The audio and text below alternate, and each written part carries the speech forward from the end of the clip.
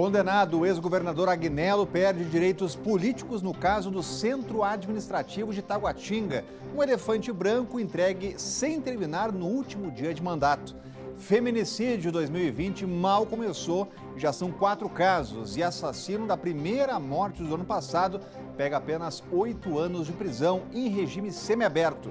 Superação, você vai conhecer Jonathan, um menino de 8 anos que precisa de um transplante de rins e tranquilizou a família com um vídeo pra lá de dançante. Olá, eu sou Rodrigo Orengo e está começando agora o Band Cidade, primeira edição.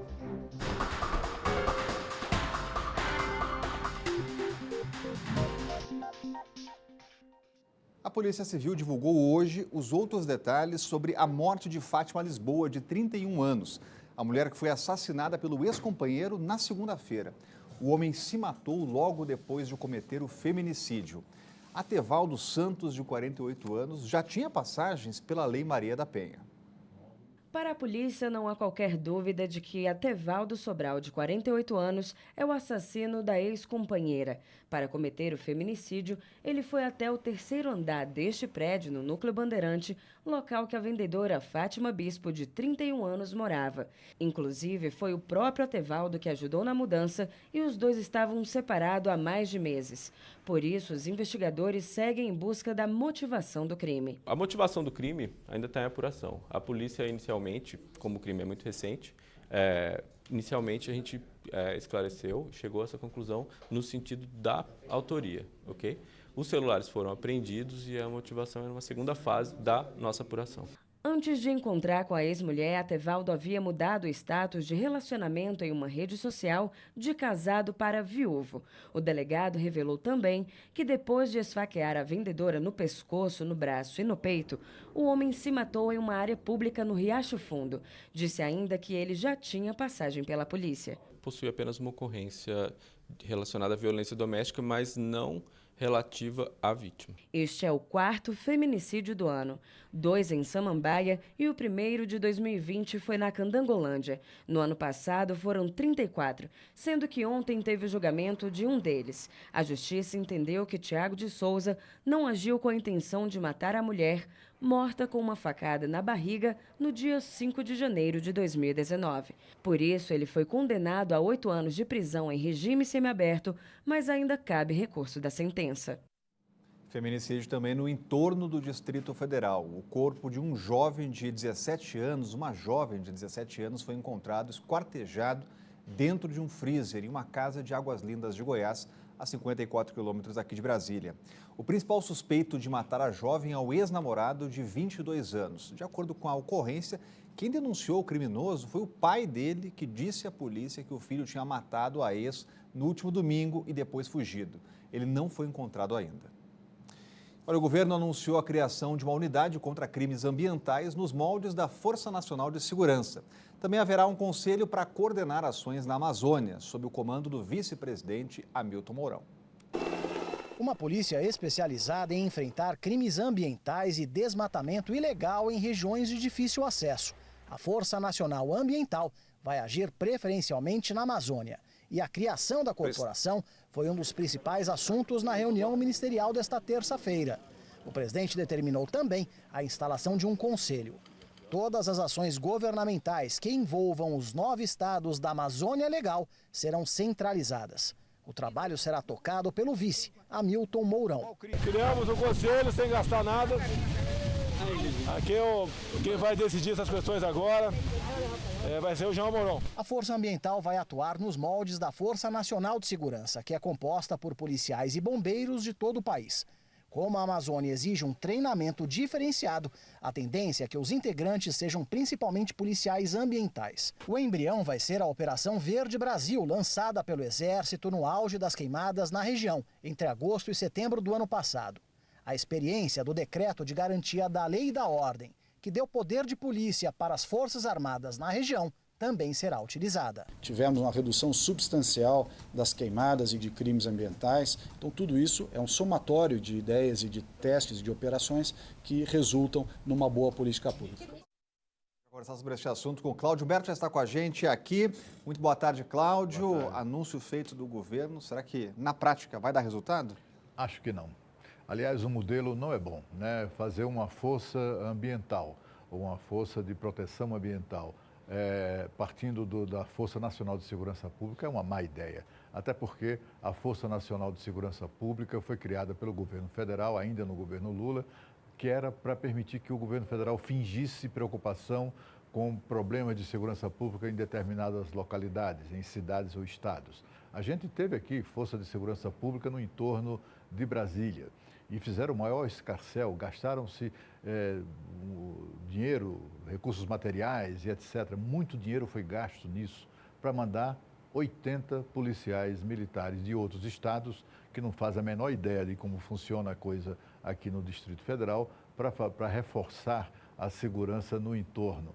É uma coisa ridícula para uma unidade da federação, como é o DF, com mais de 15 mil policiais militares. Portanto, essa Força Nacional de Segurança com 80 aqui e nada é a mesma coisa. A Força Ambiental não pode partir desse mesmo princípio, do princípio demagógico de permitir que o governo finja que está protegendo o meio ambiente. Um policial, o integrante da Polícia Ambiental do Distrito Federal, habituado com o bioma local, como o Cerrado, ele não fará muita coisa de aproveitável, por exemplo, no combate a queimadas ou a derrubada ilegal de madeira, de árvores na Amazônia. A Amazônia exige, como mostrou a reportagem, exige expertise, treinamento, muito treinamento. E isso é próprio mesmo de quem está, não apenas quem faz parte de uma polícia ambiental, seja ela qual for, mas que, sobretudo, que esteja familiarizado com a Amazônia. O policial ambiental do Nordeste, ele está habituado a atuar, a trabalhar na Caatinga. O que é que ele vai fazer? O que é que ele vai fazer na Amazônia? Ele vai correr riscos, inclusive, de morrer. O fato é que o governo precisa mostrar mais serviço do que este para demonstrar o seu empenho, a sua preocupação com o meio ambiente. A gente continua falando sobre novidades do governo federal, porque tem expectativa hoje para o encontro entre Regina Duarte e o presidente Jair Bolsonaro. A atriz acaba de chegar a Brasília para conhecer a estrutura da Secretaria Especial de Cultura, mas antes almoça com o presidente. A repórter Isabel Mega, da Rádio Band News, tem mais informações. Oi, Orengo. Boa tarde para você. A agenda da atriz Regina Duarte aqui na capital federal ainda não foi divulgada, mas a expectativa é de que ela se encontre com o presidente Jair Bolsonaro e também vá até o bloco B da esplanada dos ministérios, onde fica a estrutura da Secretaria de Cultura, atualmente ligada ao Ministério do Turismo. Se tem uma grande expectativa com a vinda da artista aqui para Brasília, sobretudo porque se espera o sim oficial dela ao presidente Jair Bolsonaro após esse convite que foi provocado pela saída de Roberto Alvim do cargo. Então, a própria atriz já deu indicativos de que esse noivado, nome que eles próprios usaram, pode passar sim a ser um casamento. Valeu, Isabel. Obrigado pela participação. Cláudio Humberto, Regina Duarte acabou de chegar, disse para a reportagem da TV Band que o casamento não é para hoje. Para quando vai ser esse casamento, Cláudio Humberto? Pois é, enfim, essa novela é uma novela que pode começar a ficar uma coisa meio patética, né? É preciso resolver logo essa questão. Um governo não pode esperar por isso, né?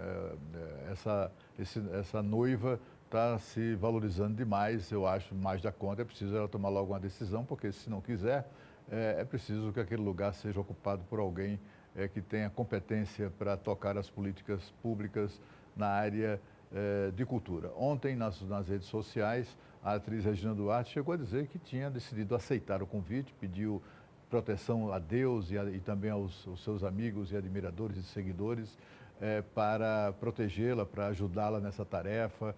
Ela falando, inclusive, que vai colocar em prática vários velhos sonhos, antigos sonhos acalentados, né, com relação a políticas culturais, etc. e tal. Tudo certo. De repente ela desembarca e diz que o noivado não é hoje, talvez ela esteja se referindo à posse. Talvez ela depois da aceitação, tenha um período em que ela se prepara para a posse, talvez seja isso, não sei. Mas o que se espera é que ela hoje confirme, afinal de contas, que vai aceitar o cargo. Vamos falar agora do programa Nota Legal, porque agora proíbe a transferência de créditos para terceiros. Quem não tem imóvel ou veículo no próprio nome terá que indicar conta para depósito do benefício. O repórter Rodrigo Miranda vai trazer mais informações para a gente. Olá a todos que acompanham o Band Cidade. As mudanças no Nota Legal já começaram. E para a gente explicar para você de casa como está funcionando tudo isso, eu estou aqui com o coordenador de lançamentos tributários da Secretaria de Economia, Márcio Silva Gonçalves. O porquê dessa mudança aí? O principal motivo foi a inibir fraudes. O Nota Legal, nesses mais de 10 anos, a gente se deparou com vários tipos de fraudes, né? Fraude cibernética, quando o fraudador invadia a conta do consumidor e acabava aproveitando créditos em bens de terceiros e tudo. No IPVA, por exemplo, ele pode ir lá e dizer que ele é dono do carro junto com outra pessoa, ou imóvel também, ou isso não existe? No caso do IPVA, não, a gente utiliza o cadastro do Detran, e o cadastro do Detran consta somente um proprietário. Então ele tem que ser o proprietário ou o arrendatário do veículo. No caso do imóvel é um pouquinho diferente. Se o casal for proprietário do imóvel, qualquer um deles pode fazer a indicação desde que o CPF conste no cadastro. Mesmo aquele que não tenha bem, que não tenha como fazer a indicação agora, ele não vai ser prejudicado porque ele pode aguardar o mês de junho. A gente fez a mudança com a certeza de que não vai haver prejuízo ao consumidor. Muito obrigado pelas informações. Voltamos ao estúdio do Band Cidade. Valeu, Rodrigo. E olha, a indicação dos créditos do programa Nota Legal vai até o dia 31 de janeiro e o site é esse que já está aparecendo aqui, é o notalegal.df.gov.br, não vai perder o prazo. E a seguir, o ex-governador Agnello é condenado no caso do Centro Administrativo de Taguatinga e o Band Cidade está voltando daqui a pouco. Pacientes denunciam a falta de remédios fundamentais no tratamento da diabetes. Pelo menos 3 não são mais encontrados na rede pública. A medicação é considerada essencial para o tratamento e para evitar complicações da doença. A repórter Camila Lopes foi atrás para saber quando o estoque de insulina chega no DF. Em menos de 10 minutos, em frente à Policlínica, no centro de Taguatinga, 2 pacientes saíram daqui sem insulina e com a mesma informação de que a medicação está em falta. Pediram para me voltar no final do mês, né? Aí, como eu vim aqui, já dei uma passadinha aqui para ver se tinha chegado. Mas nada, nem previsão. Sem o fornecimento da insulina basal e também a ultra rápida pela rede pública de saúde, essencial no tratamento de diabetes tipo 1, o Carlos tem tirado do bolso o valor do medicamento. Às vezes eu conto com a ajuda de amigos que são diabéticos também, que informam onde tem insulina mais barata, coisa e tal, e a gente corre atrás. Mas na maioria das vezes que a gente vem aqui, ou só tem um tipo de insulina ou não tem insulina. Em nota, a Secretaria de Saúde informou que começou a fase de compra dos remédios, acrescentou ainda que estão tomando todas as medidas para que a reposição do estoque ocorra de maneira mais rápida possível, mas não informou a data. Tem que desembolsar sem poder, né? Sem ter condições para comprar. Às vezes tirar até de uma alimentação para poder comprar. Quase 1 milhão de estudantes já se inscreveram no SISU 2020. Como cada estudante pode escolher até 2 cursos, já são, na verdade, mais de 1.800.000 inscrições processadas para concorrer a uma das 237 mil vagas nas universidades. O site enfrentou problemas no primeiro dia por conta da alta procura, mas hoje a situação já foi normalizada. As inscrições vão até 11h59 da noite de domingo, no finalzinho do domingo, no sisu.mec.gov.br e o resultado sai no dia 28 de janeiro, terça da semana que vem. Olha, o ex-governador Agnello Queiroz foi condenado por improbidade administrativa no caso do Centro Administrativo de Taguatinga. O resultado é definitivo, ou seja, não cabe mais recurso. Agnello perde os direitos políticos e foi condenado a pagar uma multa por ter inaugurado a obra inacabada no último dia de mandato, em 2014. A condenação também inclui o ex-administrador de Taguatinga da época. Ele e o ex-governador Agnello Queiroz respondiam a um processo referente à inauguração do Centro Administrativo do Distrito Federal. A decisão do Superior Tribunal de Justiça confirmou a sentença proferida pela 7ª Vara de Fazenda Pública na noite desta terça-feira. O processo agora entrou na fase de cumprimento de sentença.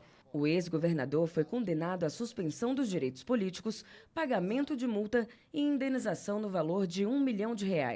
O ex-administrador Anache Menes Vale dos Santos também teve os direitos políticos suspensos, mas a multa é de R$500 mil. O responsável pela defesa de Agnello afirmou que não iria comentar o resultado. A ação foi movida pelo Ministério Público, que acusou a dupla de beneficiar o consórcio de parceria público-privada formado para a construção. O decreto, segundo a denúncia, retirou a exigência do laudo de conformidade e do relatório de impacto de trânsito, documentos imprescindíveis para a emissão da carta de habite-se e ocupação do empreendimento.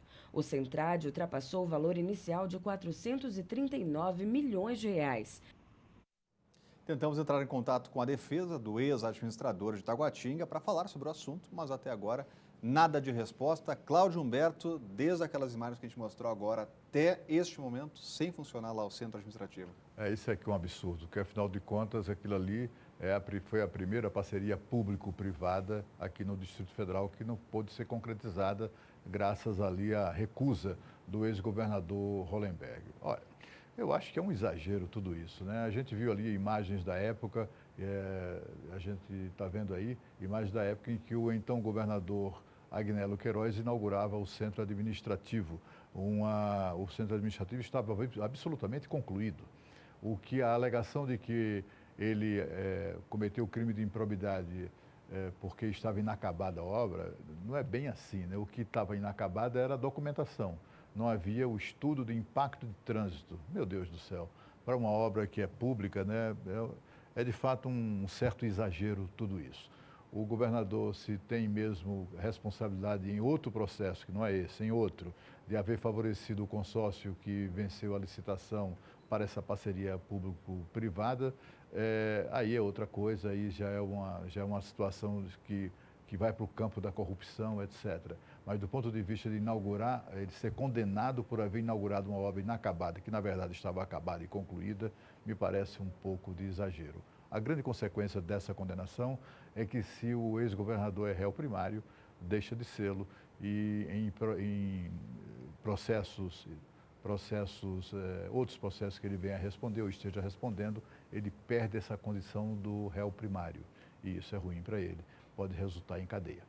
E o Ministério Público Federal denunciou o jornalista americano Glenn Greenwald no inquérito que apura a invasão de celulares de autoridades. Um áudio motivou a denúncia, segundo a qual, depois de receber o material, o jornalista americano teria orientado o hacker Luiz Molição a apagar o conteúdo obtido através da invasão do aplicativo de mensagens Telegram. De acordo com o procurador Wellington Oliveira, isso caracterizou clara conduta de participação auxiliar no delito, buscando subverter a ideia de proteção à fonte jornalística em uma imunidade para a orientação de criminosos. Glenn Greenwald é fundador do site Intercept Brasil, que fez uma série de reportagens usando o material obtido pelo grupo criminoso para questionar a imparcialidade do então juiz federal Sérgio Moro e dos procuradores da Força Tarefa da Lava Jato em Curitiba. De acordo com o Ministério Público, Glenn não foi investigado pela Polícia Federal por causa de uma decisão liminar do ministro do Supremo Gilmar Mendes. Porém, no relatório da Operação Spoofing, o delegado responsável diz não ter sido possível identificar ações criminosas de Glenn no diálogo com o hacker. O jornalista foi denunciado pelos crimes de associação criminosa e de interceptação telefônica, informática ou telemática, sem autorização judicial ou com objetivos não autorizados em lei. Já os 6 hackers presos na Operação Spoofing também poderão responder por lavagem de dinheiro. Em nota, Glenn Greenwald tratou a denúncia como uma tentativa óbvia de atacar a imprensa livre em retaliação pelas revelações sobre o ministro Moro e o governo Bolsonaro. Caberá à Justiça Federal em Brasília acatar ou não a denúncia. Cláudio Humberto, quais são os próximos passos aí dessa denúncia? Esperar que a Justiça faça o seu trabalho, né? O fato é que, como a gente viu, o jornalista tenta tornar essa questão uma questão político-partidária, né? Não me parece que o governo Bolsonaro tenha nada a ver com isso, né? Na verdade, são denúncias que ele fez no seu site. Ele revelou troca de mensagens da Força Tarefa, de integrantes da Força Tarefa da Lava Jato. Portanto, é uma coisa que está no âmbito ali do Poder Judiciário e do Ministério Público. É preciso lembrar que a Constituição do Brasil protege o trabalho do jornalista. O jornalista, por exemplo, que tenha tido acesso a essas informações que foram divulgadas, pode fazê-lo sem que isso incorra em qualquer crime. O que a Constituição não protege é jornalista que comete crime, que colabora de alguma maneira para a prática criminosa. E é exatamente disso que o jornalista americano é acusado pelo Ministério Público Federal, com base em gravações em que ele, segundo os procuradores, conversa com integrantes da gangue que invadiu criminosamente os celulares da Força Tarefa da Lava Jato, quando ele pede que sejam deletadas ou excluídas conversas com ele para não comprometê-lo de alguma maneira. E isso foi interpretado pelo Ministério Público Federal como uma prova de que o jornalista americano fez parte da gangue, ou faz parte da gangue, que invadiu, enfim, de propósito mesmo, com objetivo criminoso, as conversas da Força Tarefa da Lava Jato. A Justiça tem que seguir o seu curso, tem que examinar tudo isso, essa denúncia passa primeiro por uma eventual decisão da Justiça de aceitar ou não, aceitá-la ou não. Aceita a denúncia, logo se verificará se o jornalista está ou não está envolvido na prática criminosa. O que não se pode é sentenciar desde já, como tem sido feito, né, de que isso se trata de um atentado à liberdade de imprensa, a imprensa livre, tudo conversa mole. Na verdade, a acusação não é contra a imprensa, nem o exercício da imprensa livre. A acusação diz respeito a uma prática criminosa. Se ele está inocente, logo a gente vai ter isso, nós vamos ter isso decretado pela Justiça. E a seguir, menino à espera de transplante no Hospital da Criança, dá um show de otimismo e gingado. Entenda melhor logo depois do intervalo, a gente vai mostrar aqui. Não saia daí, a gente volta já. A Polícia Civil procura um homem que vem furtando celulares em comércios e agências bancárias no Plano Piloto e no CIA há pelo menos um ano. Nas imagens do circuito de segurança de um banco divulgadas pela polícia, dá para ver que o rapaz se passa por cliente do estabelecimento. Entra normalmente pelas catracas, pega a senha para ser atendido, senta, mas depois fica inquieto e começa a andar pelo ambiente olhando tudo. Nessa outra imagem, dá para ver que ele sai da agência com um celular na mão. A polícia pede que a população ajude fazendo denúncias caso o homem seja reconhecido. Basta ligar para o telefone 197 e não é preciso se identificar. O último fim de semana do mês de janeiro é dedicado à prevenção e tratamento precoce da hanseníase. Mas na rodoviária do Plano Piloto, a campanha começou mais cedo. Um consultório itinerante fica até o fim de semana e ainda vai passar por outras regiões do DF. Olha só. A carreta chamou a atenção de quem passa pela rodoviária. A Ana Lúcia elogiou o serviço. Muito interessante, importante também, para que o povo se conscientize de determinadas doenças, como a hanseníase, que é uma doença muito... tem que ser levada a sério, né? A iniciativa faz parte do Janeiro Roxo, a campanha de enfrentamento da hanseníase no Distrito Federal. A doença, que ainda carrega alguns preconceitos, não recebe a devida atenção por parte da população. A única preocupação com a hanseníase é não tratar ou tratar de forma tardia. Então, nós temos que acabar com o preconceito, porque é uma doença curável. O consultório itinerante da Secretaria de Saúde vai passar por 13 regiões do Distrito Federal. Até sábado, a equipe especializada vai atender em frente à administração da rodoviária do Plano Piloto. Depois, no dia 27, a carreta segue para o Paranoá e depois vai para São Sebastião. O objetivo é oferecer um atendimento primário com exames para o diagnóstico precoce da hanseníase. A doença é causada por uma bactéria que se manifesta principalmente por meio de lesões na pele. Por isso, é importante começar o tratamento quanto antes para evitar complicações. A doença, ela pode, se não reconhecida de forma precoce, gerar incapacidades, deformidades, mas é uma doença curável. O risco de transmitir existe, mas é um risco pequeno se comparado a outras doenças, como gripe e até a tuberculose, por exemplo. A Marli já teve a doença e hoje coordena um grupo voluntário voltado para o tratamento da hanseníase. Por isso, ela sabe bem a importância de iniciativas como essa do consultório itinerante. Eu passei 7 anos até chegar ao meu diagnóstico, nenhum médico fazia. Aqui, as pessoas que têm mancha, que estão tratando de lé ou de fibromialgia, que não melhoram, às vezes pode ser hanseníase. Então, eu me aposentei com diagnóstico de leve fibromialgia. Então, e era Hansen. Então, eu não quero que as outras pessoas passem pelo que eu passei. Para saber mais sobre o itinerário da carreta, basta acessar o site da Secretaria de Saúde, saude.df.gov.br.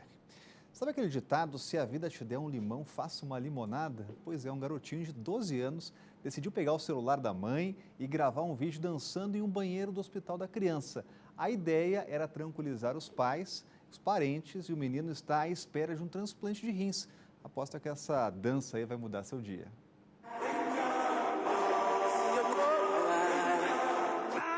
O dia a dia de Jonathan é uma dessas lições de vida. O menino de 12 anos sofre de insuficiência renal crônica e está internado por causa de uma bactéria.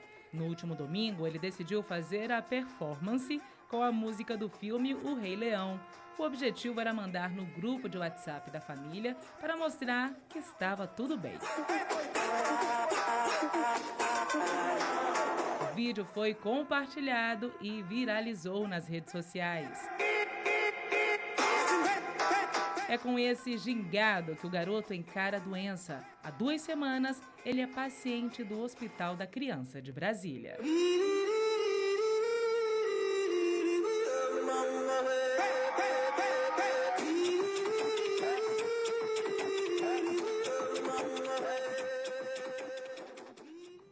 Se você tem um vídeo inspirador como esse, mande para a gente aqui para o nosso WhatsApp, também sempre aberto para suas denúncias, problemas aí na sua região. Então anote nosso número, que é o 99976-9204. O Band Cidade de primeira edição vai ficando por aqui. Vem chegando aí a galera dos Donos da Bola e a gente volta a se encontrar amanhã ao 12:30. Tchau!